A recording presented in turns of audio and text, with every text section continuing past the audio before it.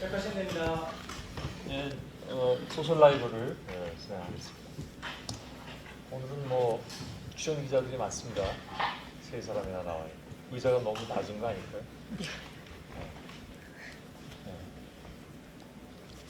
각자 자기 소개를.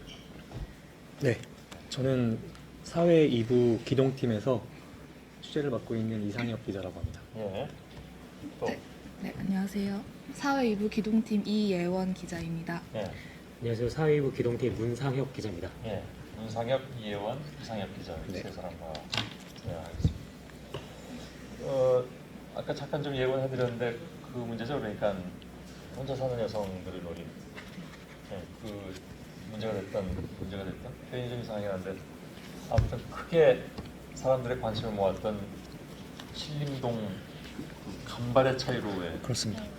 예, 그거는 지금 생각해봐도 좀 정말 아슬아슬했어요. 네. 만일에 일처럼 이렇게 문을 닫았으면 어떻게 됐을까 하는 아찔함. 그죠? 예. 영상이 공개되고 나서 청와대 국민청원 게시판에 글을 올린 것도 일반 국민이었던 걸로, 그러니까 그만큼 많이 놀랐기 때문에 예, 예. 강력 처벌해달라 이런 글도 올리기도 되게 했습니다. 일반 국민들께서 올리시지 않나요, 그게? 그렇긴 한데 영상이 나가자마자 곧바로 굉장히 이거는 강력하게 좀 처벌해달라 예. 바로 더 이슈가 크게 됐던 것 같습니다. 예. 그리고 봉천동은 봉천동도 네, 봉천동은 그 신림동처럼 정말 문 바로 앞까지 가서 문을 두드린다거나 그런 행위는 예. 없었는데, 그리고 좀 네. 내보내기 민망한 그런 장면들이 좀 있긴 있었죠. 네, 예. 창문 바로 앞에 이렇게 허리를 숙여서 안을 들여다본다던가 예. 바지에 손을 넣는 그만. 장면들도 민망해서. 예. 제가 이렇게 막으면 안 되는 건가? 아니요, 저희도 사실 이 얘기는 예. 너무 구체적으로 안 하기로 얘기하고 나왔는데 예. 말씀드리다 그래요. 보니까 뭐 이상한 사람들이 많아요, 그죠? 네. 예. 과거에 그러니까 이런 경우에 왜 저 여성들이 느끼는 공포 있잖아요. 근데 그거를 남성들도 뭐 조금만 입장 바꿔서 생각하면 금방 이해할 수 있는데 제가 작년인가 재작년에 저 무슨 상을 JTBC에 상을 주셔서 상을 받으러 갔는데 저 말고 이제 다른 방송사에서도 오셔서 상들을 받아갔어요. 근데 어디였더라? 어느 방송사의 그 PD가 나와서 상을 받았는데 그 프로그램의 내용이 뭐였냐면 일상에서 숨 쉬는 것처럼 느끼는 여성들의 공포에 대해서 프로그램을 만든 거예요. 그걸 이제 다큐라고 할 수도 없고 르뽀라고 해야 될까? 아무튼 일상에서 숨 쉬는 것처럼 공포를 느낀다. 그걸 같이 일하는 여성으로부터 이렇게 들었다는 거죠. 근데 그거를 그 전까지 남성의 입장에서는 전혀 그 공포를 생각하지 못했는데 여성의 입장에서 보니까 정말 하루의 대부분의 시간이 공포더라. 그죠? 그래서 그거를 프로그램으로 만들어서 그때 상을 받았어요. 그래서 저도 그때 많이 좀 새삼스럽게 생각을 했어요. 그러니까 그 전까지 여성들의 공포에 대해서 이해한다고 말은 하지만 실제로 정말 체감할 수는 없는 것이 남성들의 입장이잖아요. 근데 그거를 캐치해낸 르뽀 프로그램이더라고요. 그래서 정말 이 프로그램은 상을 받을 만하다라는 생각을 했었는데 며칠 전에 신림동하고 봉천동 뉴스를 보면서 그때 생각이 또 나더라고요. 네. 말이 좀 길어졌는데 미안. 아닙니다. 네. 이게 공공장소에서 그랬다면 사실 뭐 그렇다 치더라도 이게 사실 집은 자기가 쉬어야 하는 공간인데 거기서 마저 그렇게 뭔가 공포가 돼버리면 굉장히 힘들 것 같습니다. 그러게요. 이혜원 기자는 이제 뭐 사적인 거니까 다 대답할 필요는 없는 거고요. 괜찮죠? 집에 들어갈 때. 예, 근데 네, 저는 아직 저는 혼자 물론 친구들이랑 살아본 적은 있는데 예. 정말 저 혼자 살아본 적은 아직 없어서 예. 이렇게 정말 혼자 집에 있을 때 느끼는 두려움은 이런 사례들만큼 느껴보진 않았는데요. 예. 다만 저도 이런 거를 취재하고 돌아갈 때 예. 지금 이 두 여성분이 어쨌든 저의 또래이고 제 예. 친구가 될 수도 있고 저희 뭐 언니가 될 수도 있고 한다는 그런 생각이 들면 좀 돌아가는 길에 머리가 많이 복잡해지긴 했었습니다. 예. 문상혁 기자는 이런 이혜원 기자의 심정을 이해할 수 있나요?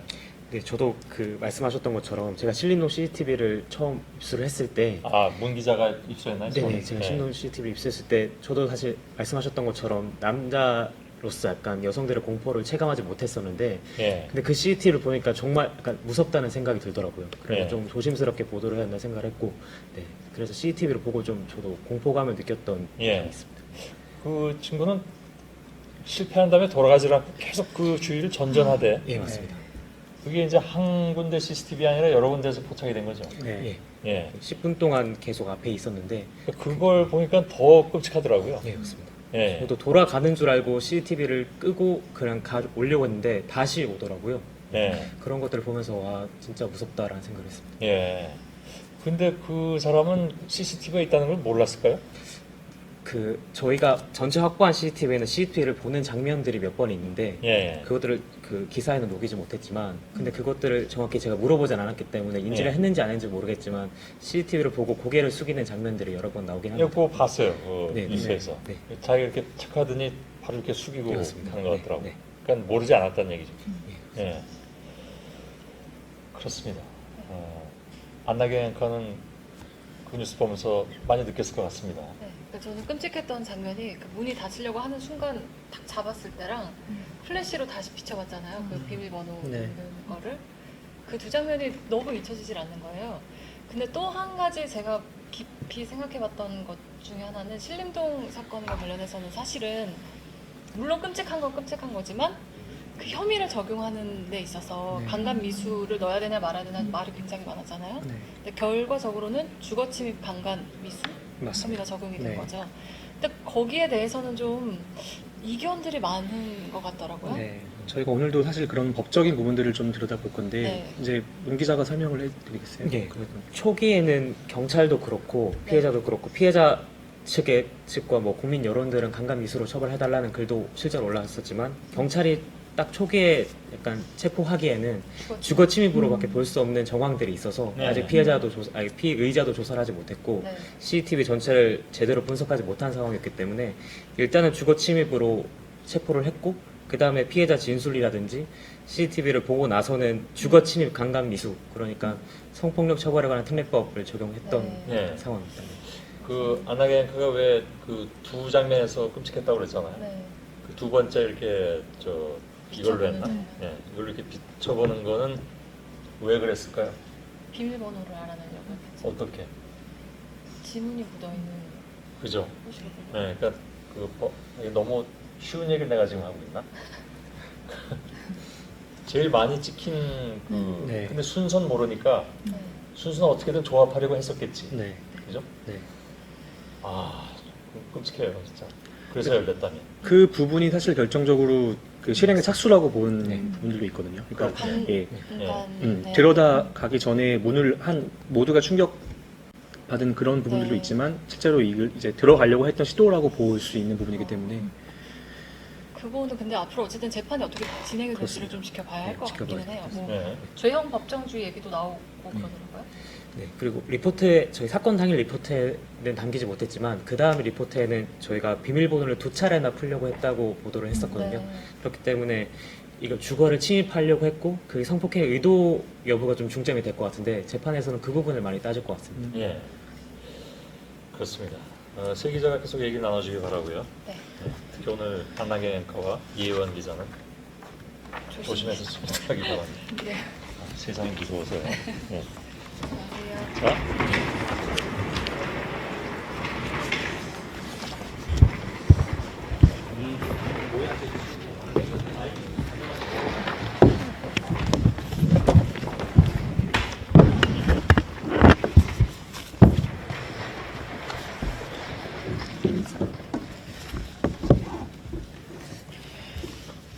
네, 다시 한번 소개를 드리겠습니다. 저는 사회 2부의 이상엽 기자라고 합니다. 네, 사회 2부 이예원 기자입니다. 사회부 문상혁 기자입니다. 오늘 저희가 가져온 주제 역시 무거운데요. 최근 있었던 신림동 사건과 봉천동 사건, 잇따라 일어난 사건들을 좀 전해드릴 텐데, 취재하면서 보도가 됐던 부분들, 그리고 쟁점이었던 것들, 그리고 미처 전해드리지 못한 부분들 위주로 시청자 여러분들께 좀 전해드리도록 하겠습니다. 네. 먼저 앞서 저희가 좀 얘기를 했는데, CCTV 영상을 또 저희가 안 보여드릴 수가 없어서 요거 한번 먼저 보시겠습니다. 요 장면이 바로 이제 신림동 사건이죠. 네. 그렇습니다. 이게 처음에 트위터 익명 계정으로 피해자분과 피해자 남자친구분, 뭐 추정되는 분들이 익명 계정을 보냈는데 이후로 그 국민청원 게시판에 글이 올라가면서 당시에 실시간 검색어도 많이 오르고 네. 저희가 취재를 하게 된 계기가 됐습니다. 네.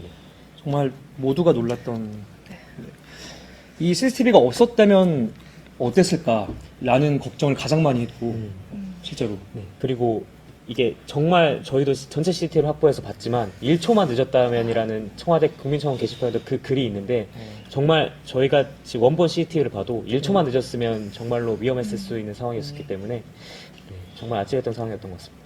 이 남성 행동이 여기서 그치지 않고 두 번째 윤상혁 기자가 취재하면서 입수한 CCTV 영상에는 이런 모습들도 나타나게 됩니다. 이거 어떤 장면이죠? 네, 그렇습니다. 아까 저희도 얘기했던 부분인데 이게 이분의 의도를 저희가 물어보지 않았기 때문에 정확히 말을 할 수는 없으나 뭐 여러 가지 추정을 해보면 아까 말씀하셨던 것처럼 비밀번호를 알려고 지문이 어디에 많이 묻어 있는지를 확인하려고 플래시를 켜서 확보하는 장면이었고 또 이게 한 차례뿐만 아니라 두 차례 정도 이런 시도를 하거든요.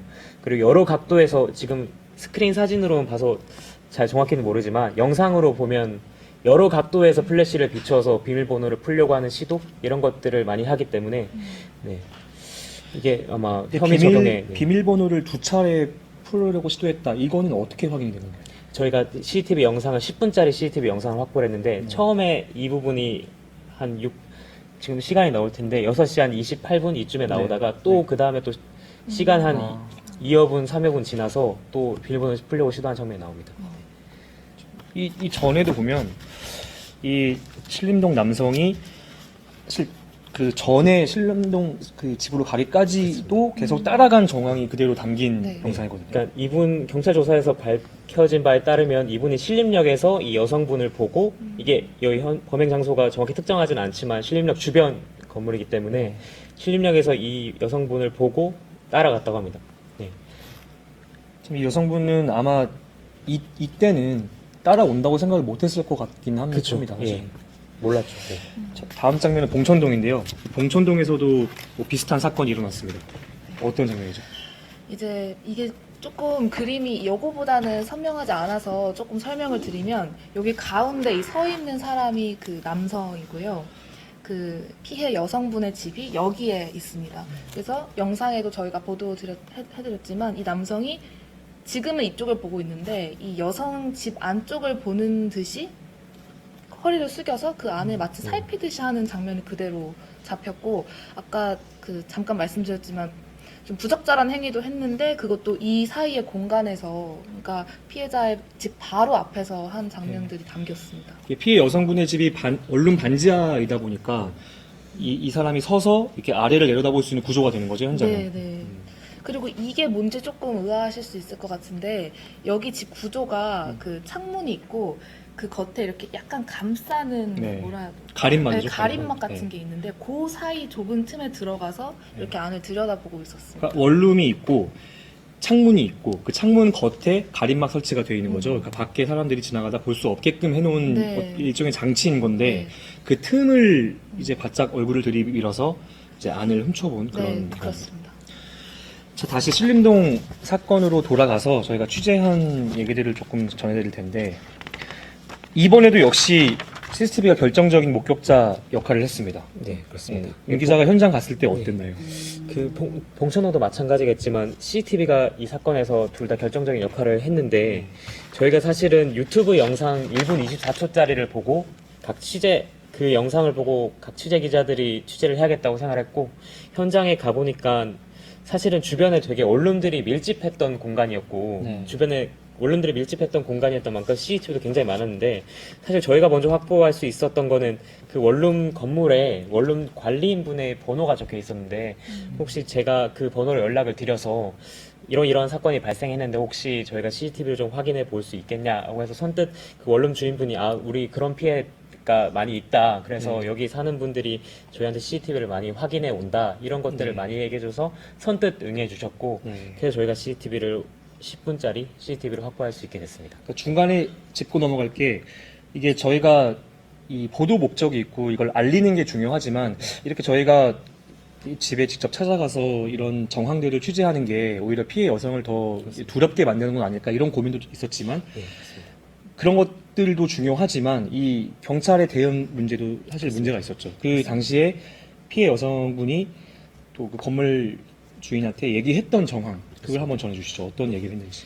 저희가 그 원룸 저희에게 CCTV 영상을 보여주셨던 원룸 관리인들에게 듣기로는 이 피해 여성이 피해 여성이 CCTV를 직접 확보했어야만 하는 상황이었고 왜냐하면 그 경찰관들이 현장에 출동했을 때 전화로만 그 피해 사실을 확인했고 실제로는 만나지 않았더라고 하더라고요.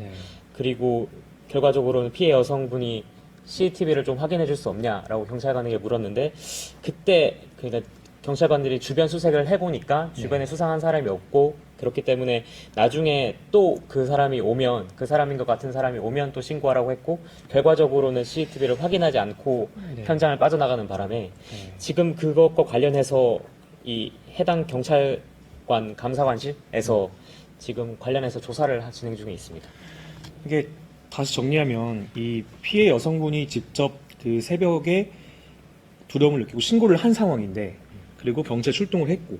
그런데 그러니까 상식적으로는 당연히 경찰이 신고한 여성을 만나서 여러 가지를 묻는 게 맞는 것 같은데 그렇게 하지 않았다는 게 사실은 가장 큰 충격이기도 했습니다. 그렇습니다. 저희 리포트에도 시민분들의 반응이 물론 이 남성의 뭐라 해야 될까 그런 행동들에 대해서 분노하는 것도 많았지만 사실 경찰 대응을 지적하는 분들도 굉장히 많았어요. 그러니까 경찰을 믿고 신고를 했는데 왜 경찰이 제대로 수사를 하지 않느냐, 피해자가 직접 CCTV를 확보해야 수사를 나가느냐 이런 것들도 되게 많았던 것 같아요. 근데 봉천동도 비슷한 상황이었죠.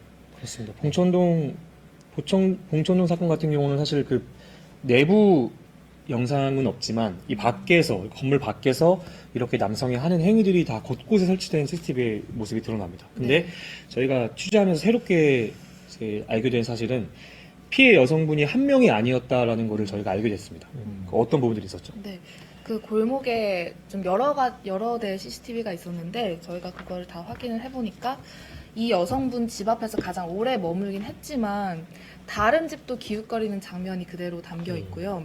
또 아까 뭐 잠깐 말씀드린 그런 좀 부적절한 그런 행위들도 다른 사람의 주거지 바로 앞에서 하는 모습도 있었습니다. 그래서 어쩌면 이 뉴스를 보시는 분들 중에서도 본인이 그 집에 살고 계신데도 아예 몰랐을 수도 있을 것 같아요. 그래서 보시면서 깜짝 놀라셨을 것 같기도 하고 혹은 아직도 모르고 계실 수도 있을 것 같고 그래서 저희도 이렇게 집 안에 있으면 몰랐을 상황들을 밖에서 그 CCTV를 통해 보니까 되게 많이 좀 소름이 돋았던 기억이 납니다. 제가 한 가지 추가로 말씀을 드리면 아마 그분께서도 보고 있을 것 같은데 저희가 봉천동 사건 보도하고 나서 저희 제보 받는 곳에 그 봉천동 피해 여성분 집에 건너편에 사는 분이 연락이 왔더라고요. 그러면서 보도를 보고 알게 됐다. 그래서 본인도 영상을 돌려봤는데 자기 집도 보더라. 그래서 굉장히 무서웠다. 그러니까 본인들의 결국 피해 여성분들은 이걸 알 수가 없는 거예요. 본인이 내가 지금 피해를 당한 거구나. 근데 영상이 다 드러나는 것이고. 근데 저는 궁금했던 게 선배가 직접 이렇게 CCTV를 확보하는 과정이 있었잖아요. 확보하게 기자와 그 피해자분이 직접 확보에 나설 수밖에 없었던 계기 같은 것도 말씀해 주시면 좋을 것 같습니다. 계기가 있었는데요. 이게 마찬가지로 이 봉천동 피해 여성분도 경찰에 바로 신고를 합니다. 그게 새벽 2시인데 신고를 했고 신림동과 똑같이 지구대가 출동을 했습니다. 근데 봉천동 사건 같은 경우는 영상을 봤습니다. 범행 장면이라고 하면 이제 건물 밖에서 이 창문 안쪽을 얼굴에 밀어 넣고 보는 장면을 확인을 했는데 그 이후에 이제 하루가 지나고 이틀이 지나도 연락이 경찰에 없는 거죠. 근데 이분은 계속 살아야 하니까 아까 앵커도 얘기했지만 이게 굉장히 자기가 쉬어야 하는 그 일상인 공간에서도 두려움을 느끼게 되는 거죠. 그러다 보니까 신고를 했는데 안 됐고 결국은 이제 기자 저랑 피해 여성분이 직접 다니면서 영상을 확보했는데 그 집 인근에서 인근 편의점에서 이제 피의자 얼굴이 특정된 영상이 나오면서 또 경찰에 그걸 전해줬어요. 네, 그 과정에서도 경찰은 그러니까 이 영상들을 확보를 했으면 먼저 빨리 줬으면 수사가 더 빨리 되지 않겠느냐. 오히려 약간 오히려. 네, 오히려 피해 여성을 좀 다그치는 이런 정황들도 이제 경찰과 피해 여성분이 통화한 전화 녹음에도 드러나거든요. 네, 그런 부분들은 조금 경찰 대응이 좀 아쉽지 않았나 이런 생각이 좀 듭니다. 그래서 결국은 신림동 사건 같은 경우는 이 남성이 어떻게 됐죠?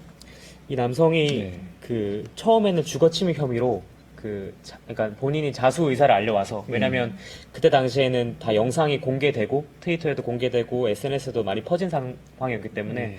본인도 어쩔 수 없었음을 알고 자수 의사를 밝혀왔고 그래서 경찰이 주거지에 가서 그러니까 신대방동에 주거지가 있는데 네. 신대방동 주거지에 가서 체포를 했는데 네. 이것과 관련해서도 사실은 경찰의 늑장 수사를 지적하는 여론이 많이 있었는데 네. 왜냐면 SNS에 영상이 공개되니까 수사에 나선 것 아니냐 뭐 이런 지적도 있었는데 경찰 측 해명은 아니다. 그 전날 피해 여성이 CCTV를 확보해서 우리가 형사 강력팀이 수사를 나섰고 새벽 3시쯤에 그 주거지에 잠복해 있었는데 네.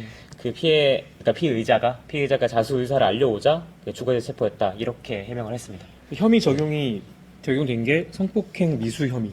그렇죠. 그게 결정적으로 이제 된 게 어떤 부분인 거죠? 그러니까 처음에 주거침입 혐의로 체포했지만 이것들을 국민청원에서도 그렇고 시민들의 여러 가지 네. 여론들이 이걸 강간미수로 처벌해야 하는 거 아니냐 네. 이런 여론들이 있었고 경찰도 거기에 대해서 반응을 했습니다. 네. 그러니까 저희도 그러니까 경찰들도 주거침입 혐의로 일단 체포를 했지만 피의자를 조사해보고 그리고 CCTV를 분석해보고 나서 결과를 발표하겠다라고 얘기를 했고 결과적으로는 주거침입 강간미수 그러니까 성폭력 처벌에 관한 특례법에 주거침입 강간미수가 있는데 그 혐의를 적용했던 거고 결국은 성폭행 미수를 적용했던 건데 저희가 리포트에서 보여드렸듯이 그런 장면들 약간 비밀번호를 풀려고 시도했다거나 혹은 그 피해 여성들의 말을 들어보면 계속 문을 열려고 시도했고 초인종을 계속 눌렀다고 하더라고요. 네. 초인종을 계속 누르면서 정말 네. 문을 좀 열어달라. 네.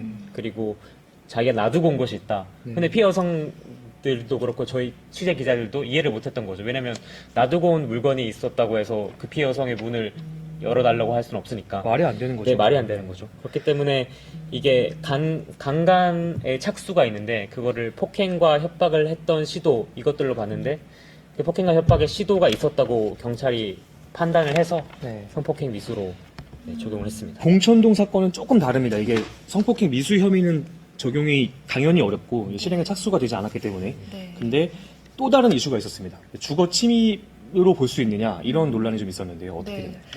일단 저도 이걸 취재하면서 너무 궁금한 거예요. 네. 만약에 이게 저희 집 앞이 될 수도 있고 누구나의 그렇죠. 집 앞이 될 수도 네. 있는데 이런 경우에 이 사람한테 주거침입죄를 적용할 수 있을까 궁금해서 전문가들한테 물어봤는데 공통된 의견은 단순히 밖에서 안을 쳐다만 본 것만으로는 주거침입이 될 수 없다. 아무리 오래 거기서 이렇게 계속 쳐다보고 있어도 네. 안 된다는 거예요. 그래서 근데 누가 보는 것만으로도 굉장히 공포스럽지 그렇죠. 않나요? 네, 너무 불안하고 무서운 거는 그 전문가들도 다 공감을 해요. 하지만 이 사람이 쳐다보는 거를 그러니까 형벌을 하려면 이제 명확성이라는 게 필요한데 어떤 목적으로 계속 그 자리에서 쳐다보고 있는 건지를 추정해서 어떤 죄를 물을 수는 없다는 거예요. 그 말도 맞긴 하죠. 어쨌든. 다만 이렇게 저희가 CCTV로 봐도 저희 집이 아닌데도 네. 무서운데 이 사람을 분명히 주거지 안에서 어떤 평온한 개인의 어떤 그런 쉬는 시간을 분명히 방해한 것임에도 불구하고 그 주거 침입죄가 될 수 없다라는 게 좀 많이 의아했던 부분입니다. 두 사건 모두 현행 법이 조금 문제가 있긴 하네요. 그렇습니다. 네. 그 신림동 같은 경우에는 주거 침입과 강간 미수 사이에서 사실 경찰이 왔다 갔다 하는 거 아니냐는 논란이 있었을 정도로 네. 사실 그 논란이 제기됐던 배경이 뭐 경찰의 수사도 있었겠지만 뭐 관련 법이 미비했다라는 지적도 있었기 때문에 예컨대 그러니까 주거 침입을 적용하지 않더라도 만약에 뭐 국회에서 지금 계류 중인 스토킹 처벌에 관한 법률도 통과됐더라면 그 이 사람이 신림역에서부터 여성을 쫓아오는 영상도 확보되어 있었기 때문에 그 스토킹 처벌에 관한 법률이 통과됐고 지금 적용이 되고 있었다면은 그런 걸로도 처벌할 수 있었을 텐데 그런 법이 없다 보니까 이게 주거 침입이냐 강간 미수냐 이런 것들이 많이 논란이 있었던 것 같습니다. 정리를 좀 해드릴 텐데요. 마지막으로 이번 두 사건이 CCTV가 결정적인 역할을 한 건 맞습니다. 사실 이게 없었으면 정말 상상도 하기 싫은 일이 일어났겠죠. 그런데 한 가지 더 짚고 넘어가야 될 게 이게 일상의 공포라는 게 정말 무섭다는 거예요. 그렇습니다. 지금 우리가 쉬고 싶은 공간에서마저도 쉴 수 없는, 실제로 우리 기사가 나가고 난 이후에 뭐 온라인 커뮤니티나 이쪽 뭐 뉴스 기사 댓글에도 그런 일이 많았잖아요. 네. 저희 기사가 이제 나가자마자 포털이나 SNS에 가장 많이 달렸던 댓글이 나도 저런 적 있는데 그때 그 사람이 뭐 생각난다던가 아니면 그걸 보고 있으니까 지금 당장 내 집 앞에 누가 있을 수도 있는 거 아니냐, 이런 일상적인 불안함, 공포 이런 게 누구나 가지고 있던 건데 이런 좀 명확하게 드러나는 사건을 토대로 그게 좀 더 극대화되는 것 같아요. 그래서 좀 확실히 많은 분들이 불안해하고 계신 것 같습니다. 신림동 사건 보도가 된 이후로도 이런 장면들, 예컨대 이 남성이 집에 침입하려고 시도했던 여러 가지 장면들, 아까 말씀드렸듯이 비밀번호 풀려고 한다든지 그런 것 때문에 여성들이 뭐 비밀번호 그 도어락 지문을 계속 닦는다든지 갈 때마다 닦는다든지 아니면 뭐 그 안에 남성들의 음성을, 아버지의 음성이라든지 그런 것들 녹음해서 안에 남자가 있다는 걸 인지시켜주기 위해서 음성들을 튼다든지 그런 것들을 많이 시도하는 걸 보면서 사실 저도 처음에 말씀드렸지만 일상적으로 그런 공포를 쉽게 느끼지 못했거든요, 사실은. 근데 저도 정말로 CCTV를 보면서, 실제로 보면서 정말 무섭다라는 생각을 많이 했던 것 같습니다. 혹시 뭐 두 기자 마지막으로 전하지 못한 내용 있을까요?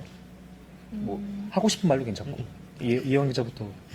네, 일단은 아까도 저희가 법적인 얘기를 잠깐 하긴 했는데 제가 그래서 아까 물어본 전문가한테 다시 물어봤어요. 만약 이 사람이 이날만 온 게 아니라 내일도 오고 모레도 오고 그 다음날도 오면 어떻게 되는 거냐 했더니 그런 경우에는 스토킹이 될 수는 있는데 우리나라에서는 스토킹이 경범죄 정도 수준이다. 그래서 아무리 그런 행위를 반복해도 한 8만 원 정도 범칙금 정도가 이제 다다.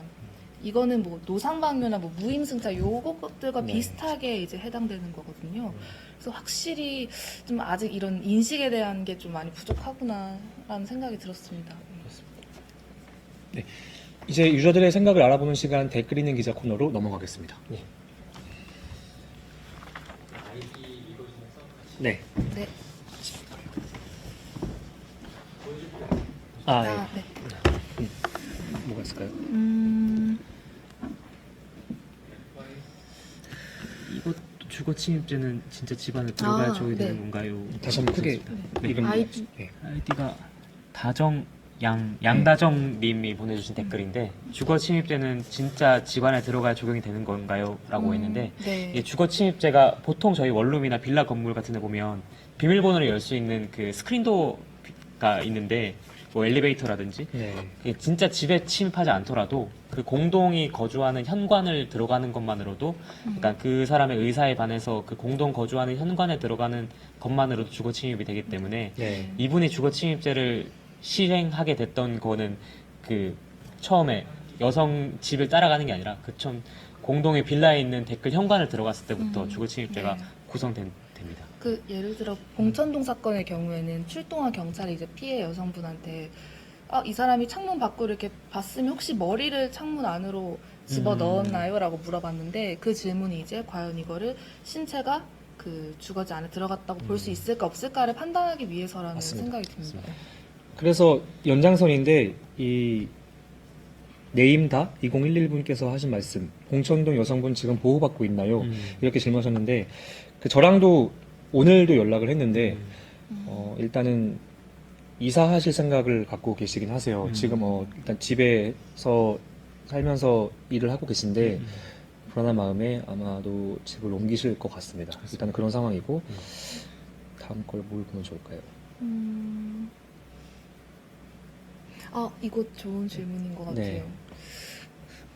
네.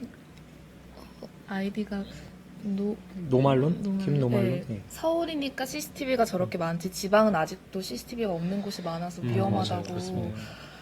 저희도 막 취재하면서 이게 골목길인데도 이렇게 사방에 CCTV가 있어서 너무 다행이었다라는 생각을 맞아요. 했는데 정말 다행이었죠. 실제로 뭐 지방뿐만 아니라 서울에서도 외곽 지역에 가면은 CCTV가 없는 사각지대들이 분명히 많잖아요. 근데 그런 곳에 지금 살고 계신 분들은 더 많이 네. 불안해하실 것 같아요. 저희가 다 해드리고 싶은데 다음 페이스북으로 넘어가서 질문 좀 보면 뭐가 있을까요? 신림동 여성분은 네. 지금 어떻게 음. 김병민 님께서 질문해 주신 건데요. 신림동 여성분은 지금 어떻게 됐나요? 경찰이나 정부는 대응책을 제시한 게 있나요? 저희가 뭐 직접 그 피해자분을 접촉하지 못했기 때문에 정확히 말씀드릴 수 없지만 그 원룸 관리인 분의 말을 들어보면 이미 그러니까 이사를 하겠다고 의사 표시를 하셨고 이사가 진행 중인 걸로 알고 있는데 네. 그리고 경찰에 정부가 대응책을 제시했다기보다는 저희가 취재하면서 느꼈던 거는 경찰도 나름의 입장이 있다라는 거였는데 네. 저희도 그 뭐 형사과라든지 혹은 관련 담당하는 과에 물어보면 그 이 해당 사건이 벌어졌던 관할서에서 담당하는 사건 신고 건수만 12만 건이라고 하더라고요. 네. 12만 건인데 현장 대응 인력으로는 좀 대응하는 한계가 있다 이런 말을 했고 네. 인력이 좀 보충되거나 혹은 뭐 CCTV가 조금 더 달리면 조금 더 해결하겠다 뭐 이런 정도로 얘기했던 것 네. 같습니다. 여기 지금 유튜브와 페이스북에 질문해 주신 분들의 공통적인 어떤 질문 내용이 그래서 피해 여성분들은 어떻게 됐느냐 그리고 경찰의 대응이 아쉽다 이런 부분들인데요. 저희도 이번 취재를 하면서 결론적으로는 경찰의 대응 문제 그리고 현행법상 처벌이 어려운 부분들 이게 가장 안타까웠던 것 같아요. 그렇습니다. 네. 그리고 응원 공감글도 장학남 씨께서 해주셨습니다. 감사합니다. 네, 감사합니다. 감사합니다. 네, 더 시간이 있구나. 네. 질문, 네. 아닙니다. 유튜브에서 하나 더 질문 답변을 드릴까요? 네. 많이 해주셨는데,